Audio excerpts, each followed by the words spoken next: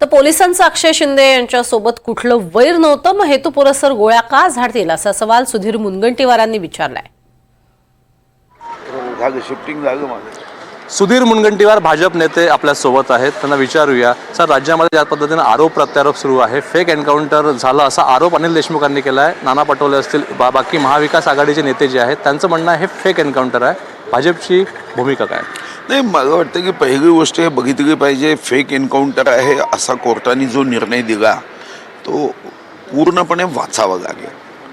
पहिली गोष्ट, पोलिसांवर जबाबदारी टाकून पोलिसांचं यामध्ये शत्रुता काय असू शकतं हे बघावं लागेल. तो निकाल मी वाचला नाही, पण महाविकास आघाडीचेच नेते बदलापूरमध्ये जाऊन लोकांना भडकवत होते जेव्हा अशी घटना झाली, आणि या घटनेमध्ये हे इथपर्यंत त्यांची मजल गेली होती की हा जो आरोपी आहे त्याचं संघाशी कनेक्शन आहे, इथपर्यंत मजल गेली.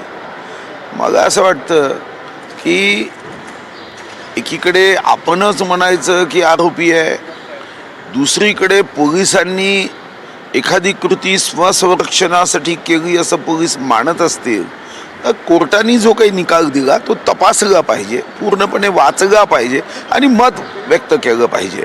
अशा संवेदनशील विषयावर अचानकपणे मत व्यक्त करून आपल्याला जर वाटत असेल की आपण सरकारला आरोपी करतो आहे, तर यांच्या ज्या आत्ता 46 जागा आल्या ना त्याही कमी व्हायला अजून सुरुवात होईल.